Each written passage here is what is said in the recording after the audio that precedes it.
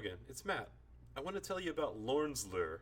Lorn's Lure is an indie game from 2024 that perfectly captures the joy of exploration and platforming that I got from games of my childhood, albeit a lot more focused on parkour. You explore massive biomes, cavernous industrial complexes, and gigantic ruins, climbing and jumping your way through them. It is an exploration adventure where you play as an android following a glitch through these incredible places.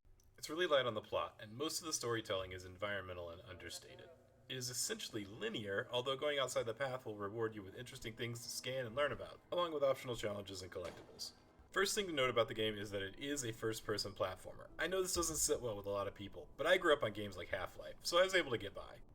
The game gives you plenty of leeway and tricks to make the platforming work and feel satisfying. A huge part of the game is just learning to gauge distances by sight, then working out how to apply your tools to make it to your destination. You always have to be careful not to fall too far or too fast because hitting the ground too hard is fatal. However, failing a jump will rarely set you back more than a few seconds. The game doesn't waste your time. It lets you restart over and over from its numerous and generous checkpoints very quickly when you inevitably miss a jump and sail out into the abyss. That is going to happen to you a lot, so it's really nice that the game is quick to let you back in.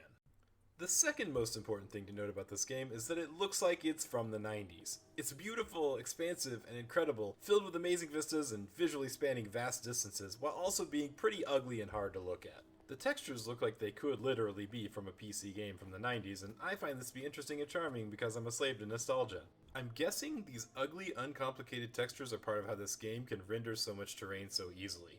I'm not a game dev, but I understand that this game can get its point across without having super detailed dirt and metal textures. The characters and models are also kind of blocky and angular. What I'm saying is that you're going to have to look past the graphics on this game, and I think that's fine. That's absolutely not the point of this game. So for the majority of the game, you'll have no true objective other than follow the glitch, which looks and sounds like a big JPEG artifacted owl. One could say that it lures you, and it constantly moves ahead of you, leading you onward to stranger and stranger places. Along the way, you pick up all sorts of traversal tools. The primary method of getting around is jumping and mantling up ledges, but you'll also get climbing picks, wall jumps, and jump jets, among other things. The gameplay reliably and competently iterates upon itself, constantly giving you new and different applications of your toolset while also having you explore a varied environment. Most of the time, you'll be trying to descend downward safely, always cautious of falling too far and dying, but you'll often be forced to climb upward as well, jumping from pipe to windowsill to tree branch. But what's it about? Well, as best I can tell, you play as an android that's been alive for hundreds of years. You used to live in a biome that was paradise, but eventually sought a way out of boredom. You find the glitch and escape into the vast area between biomes. What we learn over the course of the game is that this enormous megastructure houses countless biomes, some of which are thriving, but many of which have failed over time. We personally explore at least 4 failed biomes. We travel ever downward, sometimes encountering other characters, but usually just finding emptiness and ruin. That's the overwhelming, pervasive atmosphere, one of rot. We never go to a successful biome. Everywhere we go features derelict machinery and dying or dead inhabitants. The nicest place we visit is an aqueduct full of clean water and stone ruins, but we meet no people there, and it's clearly meant for a race of giants that has long gone extinct. On top of the general vibes of desolation and isolation, this game also tends to have very little floor. Almost everywhere you go will be suspended over a massive bottomless pit stretching across the entire map. This itself is also a mood, one of anxiety and danger. I cannot stress enough that people who are acrophobic will have a bad time with this game, as you will miss hundreds of jumps and plummet to your death constantly. I will say that I did enjoy falling into the bottomless pit sometimes. You can just kind of let the game show you more scenery as you go downward until it decides to reset you. The game is divided into chapters based on the areas you visit, and each one adds a new trick to your arsenal while providing another unique view of this massive world. Each location seems to have something to say and a mood to convey to the player. At the beginning of the game, you're at the wall, which appears to be the area in between biomes. This is where the game teaches you about your movement and the rules of the climbing picks. Essentially, all your tricks and tools are limited by your stamina bar, and as far as I can tell, you can never change the size of this bar. At first it's pretty unimportant, but later as you learn new things, you'll be watching your stamina bar like a hawk anytime you make any jump. The wall provides an outer view of these massive biomes and the machinery required to keep them running. It's the first level, so it has a lot of tutorials and it teaches you how to move around before it starts giving you any tricks. About 20 minutes in, you'll get the climbing picks and things will change drastically. You'll find that most of the walls allow you to pick into them and move up and down them and climb around as long as you still have stamina. This gives you access to a lot of different areas, allowing you to descend safely and If you're panicking, just grab onto a nearby wall. Your stamina doesn't drain while you're standing still, and you can fully rotate your head around and look in all the different directions and find out where you want to go. The picks and the wall level in which you get them sort of set a slow pace for the game that will speed up later as you learn more intense tricks that require more skill to use.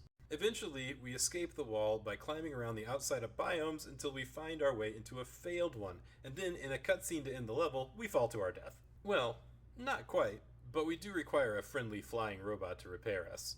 I'm jealous of his flight. This must be what it feels like to be a penguin. I really need to find some sort of way to get no-clip in this game so I can just look around the environments. The robot teaches us how to do a tic-tac, which is a real-life parkour move where you boost off of a wall. He sends us off to get a mold flower for him, and you can't leave this area until you do this for him, so you have to descend down a large structure, climb around on what looks like giant trash heaps for a while, find the flower, and then ascend all the way back up to the robot. While you do this, you'll need to master the tic-tac, as it gives you much more freedom of movement and fluid movement, and it greatly extends your jump. This is when I felt like the movement started to get really good. It's super fun to tic-tac over things, and it helps you slow yourself when you're falling as well. Once you bring the flower back to the robot, he extends a bridge that allows you to leave the failed biome and head down into the waste disposal area. That's right. It's a sewer level. And not only that, it is a dark sewer level because on entering the waste disposal area, we find a very helpful infinite flare gun. The game claims that it's powered by ambient radioactivity, and who am I to argue? So we take it, and we descend down into the darkness. The level is full of black sludge that I'm trying very hard not to call poop. It has very claustrophobic caves to explore, and we follow the path of some doomed explorers, eventually finding their remains. To add to the earlier warning about acrophobia, if you have claustrophobia or you're just scared of drowning or being crushed in a cave, you won't love this part of the game. Although we as a player don't appear to drown. If you even touch the poop, you die. And I mean, that's how I feel in real life. The area finishes with a race away from an approaching wall of sludge. It's a tense, difficult, fast-paced section that makes you put to work everything you've learned to escape. In the end, we don't really learn a lot about the waste disposal area. All I can really guess is that it is the waste disposal for several different biomes, including the failed one we just came from. Now, the failed biome probably doesn't produce that much waste anymore, as it appears that almost everybody is dead. But we know there's countless more biomes, so this might just be one of many waste disposal areas. But that's all just speculation. The game doesn't spell anything out for you explicitly, and I think it's fine to draw your own conclusions. Leaving waste disposal, we arrive at what I'm going to call a breather level. It's the aqueduct. It's pretty, but also samey and honestly kind of boring. Almost all the movement is horizontal rather than vertical, and that's not as exciting as what we've been doing before this. Regardless, it's a break and a low-stress environment that's open and not dark. In fact, our flare gun doesn't even work here, stating that there's not enough ambient radioactivity. So, we follow the owl across the ruins. You can see a lot of giant statues and murals as you progress through this area, and it looks like this area was in fact intended for some sort of race of giants that is just not here anymore. They died or left or something. There's no way for us to know. Like I said, almost all the backstory of this game is just speculation. All we really know is that these biomes are hundreds or thousands of years old. Anything could happen in that amount of time. At least the water's clean here. It's a great contrast from waste management. I'm assuming this water gets sent down to other biomes along the line, but again, I also don't know that. Once we've made our way across the aqueduct, we leave by falling in a hole, as is tradition. The difficulty ramps up here as the footholds become a lot more scarce and the jumps become a lot longer. Eventually, you make it to this creepy, normal-sized door next to a normal streetlight. Honestly, this view was jarring to me after everything else I've seen in this game. It leads to the Undercity, a maze of hanging houses and massive cables. There's a whole 3 NPCs to talk to in this level, more than we've ever seen before. 2 of them refuse to ever leave their rooms again. Speaking to the Elder, we learned that their supply line, the giant pipe that brings them all their resources, was destroyed in a war with another biome. And they're doomed. There's nothing we can do for them on that front, but we can relight their generator by shooting some radioactive material from our flare gun into it. Doing this gets us the jump jets. These allow us to boost in a direction while we're jumping. They use a lot of stamina. You can only use them at most twice during a jump, but they let you boost really far. They're yet another game changer added to our movement tech. Maybe even the biggest one. There's a lot of things you can use them for, but one of the biggest ones is that they can slow your fall speed by boosting upwards. Using these, we're able to go down and out of the Undercity, following their broken supply line. We also follow the owl after that, and eventually it leads us to a dusty, windy valley called the Foundation. Now, my initial reaction to finding a place called the Foundation was, oh, I've finally reached the bottom. That's very interesting. But psych, it's not the bottom. We don't even know if we're close. The journey never ends. Foundation is yet another dead place with ruins of civilization and even corpses. At one point you see flying tanks go by, so apparently there's still someone fighting a war out there. The implication is that the war has completely ruined this place, turning it from whatever sort of place that supported life into this horrible dust bowl with nothing alive in it. The main obstacle here is that you have to deal with powerful wind gusts that'll blow you around and usually send you to your death. Eventually, after you go through several dusty valleys that all look pretty much the same, you end up at a giant harvesting machine. Scanning it sort of implies that it is capable of farming and harvesting and sending enough food to keep one whole biome alive. Maybe more. Of course, in the traditional fashion of this game, the machine is ruined and can't grow anything. All it's good for now is allowing us to climb up it to be able to get over a wall and continue on. From there, we climb up a huge, windy tower, drop a heavy object all the way to the ground, climb down safely, and enter a hole which in a cutscene drops us to our deaths again. Well, not quite.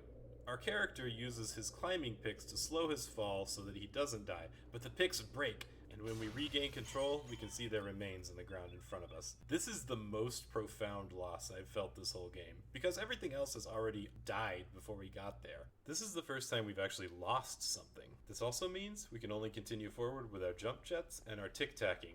No more crutch of being able to pick into a wall and hang there while you decide what to do. There's no safety net, and now we're climbing upward, which is usually what we use the picks for. Now we're in the sunken city. The bottom floor is covered in a familiar sludge, and there's a lot of people around that seem to be dead or dying or trapped in nightmarish situations. There's nothing we can do for them. All there is now is to climb upward and follow the owl. At this point, the platforming has become so difficult and strange that oftentimes it doesn't even feel like there's an intended path. You just do what works.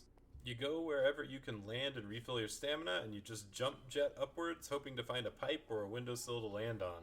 If you find yourself on any kind of ramped surface, you can constantly jump jet into it, refilling your stamina when you land on it. I can only assume this is an intended mechanic. This level seemed to go on about twice as long as it should have, but eventually you make your way to a creepy machine and get sucked into a level that actually looks pretty nice. You seem to be outside, the sky is blue, there's clean water, there's also piles of trash, but evidently they're characters and can talk to you. This area is pretty short. The most important thing here is that you get your climbing picks back, but they also come with a grappling hook. This last minute addition to your movement set feels strange and awful. I really hated using the grappling hook, but you get some time to get used to it before you get pulled into a very strange cutscene where some sort of demon body horror monster yells at you. From there, you're in a fast-paced escape sequence that seems to take place in hell. It's hard to convey how frustrating this part feels compared to the entire rest of the game. It requires very fast decision making and movement, and you have no time to rest, often killing you within 1 second of respawning if you're not instantly moving, so God help you if you spawn facing the wrong way. I had significantly more deaths on this level than any of the others, even though it's much shorter. Compared to the slow, open, relaxed platforming of everything before this chapter, this cramped, deadly, move quick or die level feels completely out of place. I found myself very frustrated at constantly having to repeat parts dozens of times, often just moving a little too slow or not conserving my stamina enough. I'll be honest, I wanted to quit, but I powered through out of respect for the enjoyment I got out of the rest of the game, and some curiosity. But when I finished, I didn't feel accomplishment, I just felt relief. It's not my place to tell a dev exactly how to make their game, nor should it be. But I will say that the last level of Lorn's Lure was so out of place that it spoiled the rest of the experience for me. For 90% of the game, Lorn's Lure is a great experience about exploring incredible, vast, interesting places, having fun with parkour, and finding lots of good bits of environmental storytelling. I don't know how I would have ended the game, I'm not a game dev, but I think I would have stuck to those themes. I think Lorn's Lure is great for the majority of it. There's a lot of freedom to it, it feels very satisfying to play, it gives you a lot of curiosity, a lot of incredible vistas, and overall it feels pretty unique. I haven't really ever played a game quite like it. So I choose to focus on the other parts of the game that I enjoyed rather than harp on about that last level. And to that end, let's finish the plot. After escaping from hell, our character comes out of an egg, and an NPC basically tells us that none of it really meant anything, and just enjoy the climbing. And that's the takeaway. Enjoy the climbing in Lorn's Lure. Test your limits, explore. It's not really about the vibes of isolation or desolation. Our robot left his perfect and safe home for freedom, to see new things, and that's what they continue to do after the game is over. And that's the point. They just keep going. More than any other game I've ever played, the journey is the destination. Thanks for watching.